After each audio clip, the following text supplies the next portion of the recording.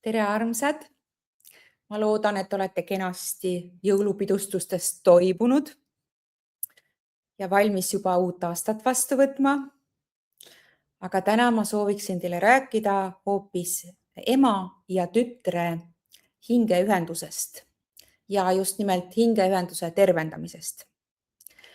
Nimelt siin jõululaupäeva hommikul tegin mere ääres oma jalutuskäiku ja nii nagu need asjad mul tulevad, lihtsalt kanal avanes ja tuli info, et see on järgmine teema, millega ma peaksin tegelema, mida ma peaksin inimestele pakkuma, et oleks elu lihtsam ja kergem.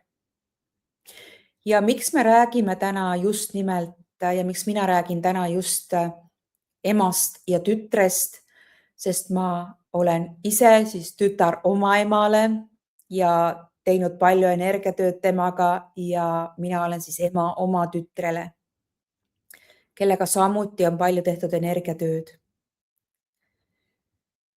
Ei ole olemas perfektset ema ja ei ole olemas perfektset tütart.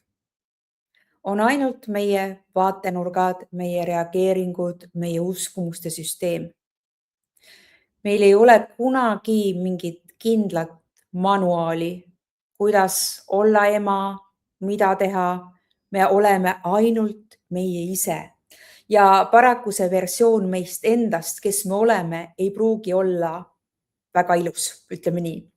Sest et kui me saame emaks, siis milline on meie uskumuste süsteem, millises seisukorras on meie energia, mis meie elus toimub, kas me oleme üldse valmis lapsevanemaks saama, see kõik hakkab siis mõjutama seda teekonda meie lapsega. Loomulikult see, mida ma täna räägin, kehtib ka poiste kohta, poegade kohta, aga ma tahaksin just rääkida emadest ja tütardest, sest seal on natukene teistmoodi hoovad. Sellepärast, et mitu generatsiooni järjest ikkagi see energia kandub edasi. Et isegi kui sa reaalselt ei ole ju olnud oma vanaema kõhus ega kasvanud lapsena, vaid oled oma ema kõhus olnud, aga ärme unustame ära, et sinu ema on olnud sinu vanaema kõhus. Ehk siis tegelikult see, mis on jõudnud sinuni, on olnud kas juba seal ja nii mitu põlvkonda tagasi. Ja siin nüüd me ei saa ka ära unustada seda, et igal hingel on oma teekond, oma õppetunnid. Ja siin on siis see ohukoht, kus siis ema hakkab liialt sekkuma lapse õppetundidesse. Et tütar on tulnud küll läbi emasia maailma, aga tal on oma asjad ajada.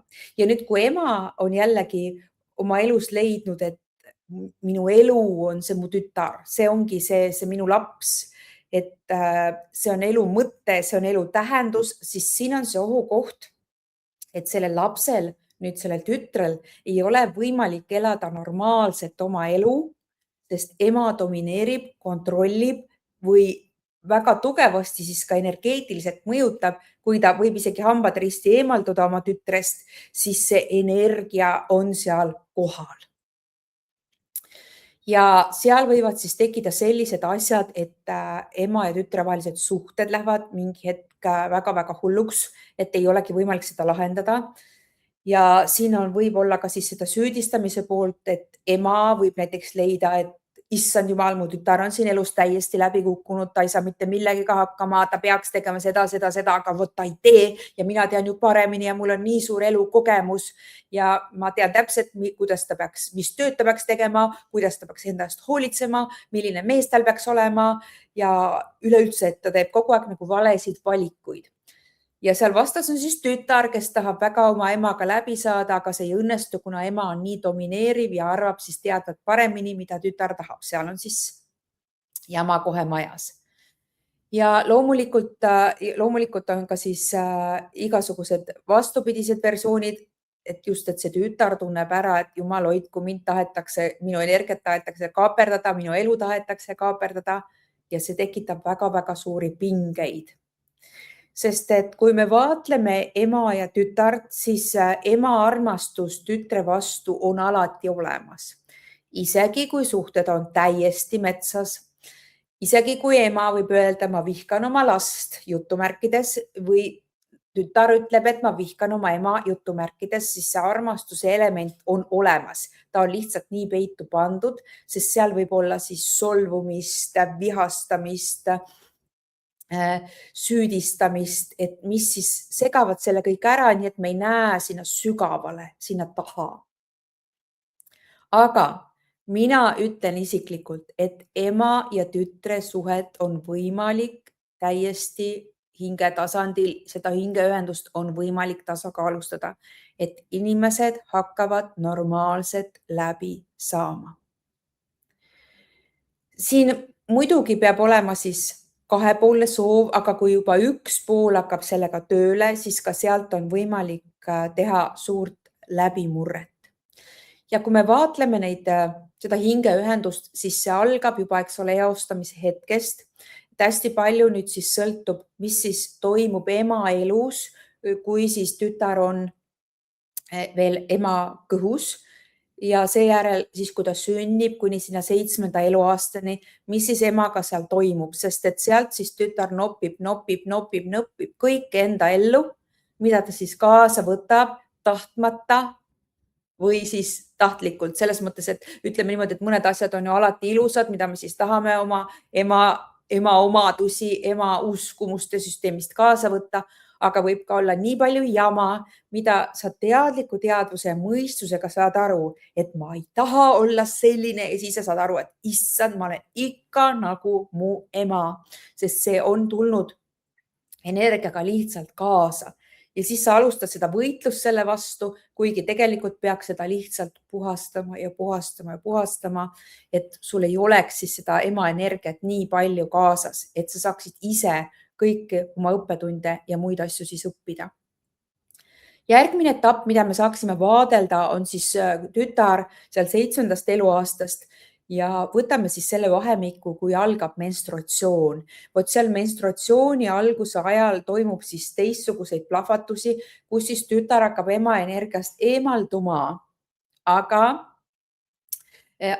siin ongi siis ka see, et mida ta siis nüüd kaasa võttis ja kui raske tal on toime tulla selle maailmaga, naiseks olemisega, kuidas nüüd ema siis tajus seda, et milline on tema kui naine või naiseks olemine, kas see on privileeg, kas see on ilus asi või see on selline taak ja jama ja kontroll ja raske on oma kehas üldse olla või seda aktsepteerida, mis toimub. Et seal on siis ka selline võtmekoht, mida võiks alati vaadata ja sealt edasi kogu see teismeiga, kus siis ongi võib-olla tütrel on nii suur soov välja murda sellest ema haardest, et tekivadki siis nii suured konfliktid, et suhtlus muutub väga-väga mürgiseks, ebameeldivaks ja pealiskaudseks.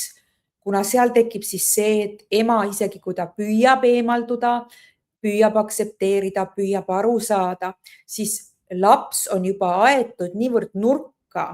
Tütar on aetud nii nurka, et ta tunneb nagu, et isegi kui ema läheneb heatahtlikult, siis ta ei ole võimeline seda enam heatahtlikkust vastu võtma, sest see on nii üle pea, seda on olnud kõike nii palju, et ta nagu ei usu, et ema võiks ka teistmoodi suhtuda või et ema võiks seda üldse mitte kontrollida.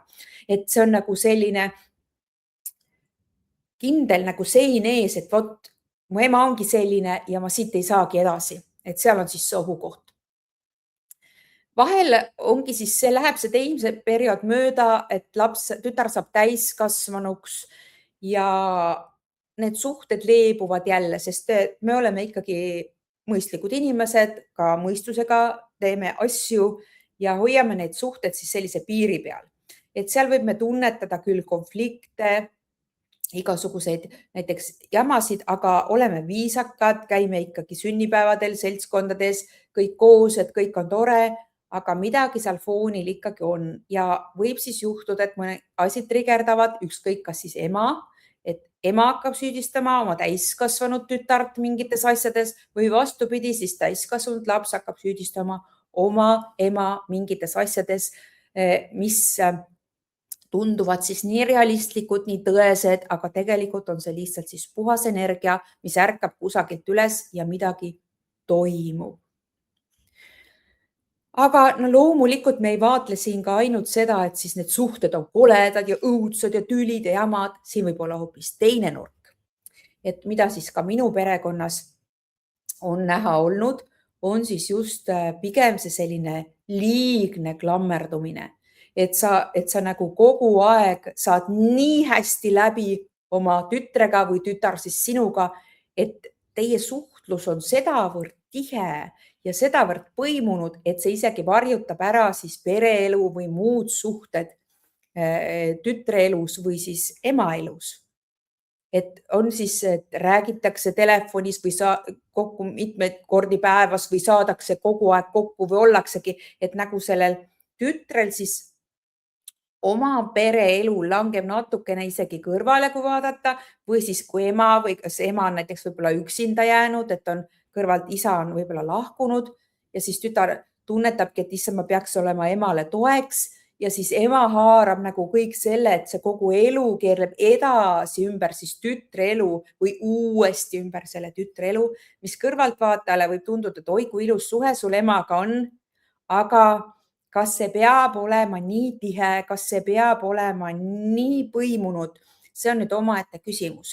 Et sealt siis tuleks vaadata, et kas see on pigem takistus või see on selline terve, tore ja mõnus suhe oma emaga või oma tütrega. Ja kui ma seal mererannas nüüd kõndisin, siis mul tuli täiesti selge informatsioon, et mida ma tahan siis pakkuda.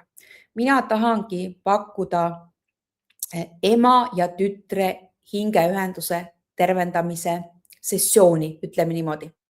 See koosneb siis 6 või 7 seansist, kus on siis kõigepealt üks-ühele töö toimub emaga seanss, üks-ühele seanss emaga ja emale siis kaugseanss, siis üks-ühele seanss tütrele ja tütrele kaugseanss ja siis koos üks-ühele videokõne kaudu siis seanss emale ja tütrele, kus omavahel ma siis tasakaalustan ja vaatan seda suhtlust ja rääkimist omavahel, kus saab siis ka nii-öelda suud puhtaks rääkida veel. Ja vastavalt sellele siis ma teen ka veel eraldi seanssi, kaugseanssi siis, kas siis mõlemale või ühele osapoolele vajadusel. Kui nüüd tütar juba enne 7. eluaastat näitab märke, et see emaga see ühendus või jama on suur, siis me tegeleme ainult emaga. Siis me ainult vajadusel, kui ma näen, et seal energias on midagi, mida tõesti sellel lapsel, sellel tütrel on vaja muuta, siis tegeleme temaga, teeme kaugseanssi.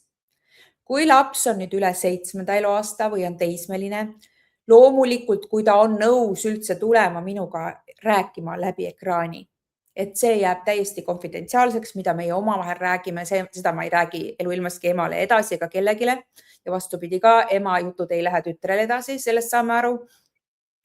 Et kui laps on valmis tulema muga rääkima, siis me saame sedasi teha. Kui laps on ikkagi valmis nagu energiatööks või sellist moodi, siis me leiame kindlasti ka kombinatsiooni. Näiteks kui ta ei ole valmis, et kuidas me siis saame seda teha nii, et tal ikkagi tahe oleks oma suhet emaga muuta. Seal peab olema see nõusolek, et ta tahaks, et ta saab oma emaga paremini läbi. Aga näiteks ta ei taha minuga ekraanile tulla, siis me saame arutada, kuidas seda olukorda lahendada. Ja sinna seanssidele ma kõige rohkem ootan ka täiesti täiskasvanud emasid ja tütreid, ükskõik mis vanuses siis on, olgu su ema 70 ja sina 50 või ükskõik mis vanuses, siis on võimalik seda hingeühendust tervendada, et igal juhul ma sind kutsun seda tegema, sest et see toob nii palju kergust ja helgust su ellu. Et ma tean, et ma saan sellega aidata, ma olen näinud, mida on võimalik teha. Ma olen oma kliente saanud nii palju aidata ja praegu just, et see suund just, et ema ja tütar, et see ühendus, aga loomulikult, kui sa tunned, et sul on just pojaga see teema ja poeg oleks valmis tulema sinuga siis seda tööd tegema, siis loomulikult teeme seda ka pojale. Nii et see informatsioon sellel leiad ka peagi siis kursused.ilonasibalt.ee selle paketi kohta või siis kirjuta mulle info@ilonasibalt.ee.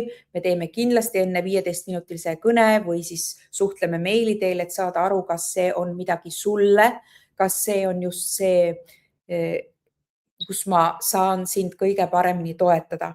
Sest me kõik oleme üliunikaalsed, meie perekonnad on unikaalsed, meie suhted meie emadega, meie tütardega on täiesti unikaalsed. Aga neid hingeühendusi on võimalik tervendada. Ja kui sa seda hingeühendust juba tervendad, siis see aitab ka tulevasi põlvesid, see aitab lapselapsi, lapselapselapsi, sellepärast et kui me siit lahkume, siis energia jääb ikka alles. Ütleme niimoodi, et sinu hing mäletab kindlasti seda, mis tööd sa siin kehastuses oled teinud. Nii et kui sul on sellel teemal veel mingisuguseid küsimusi ja tahad rohkem teada, siis kommenteeri siia video juurde või siis võta minuga ühendust info@ilonasibolt.ee. Nii et olge tublid, mõnusat aasta lõppu teile või kui sa vaatad seda videot kunagi hiljem, siis head uut aastat 2026. Tšau!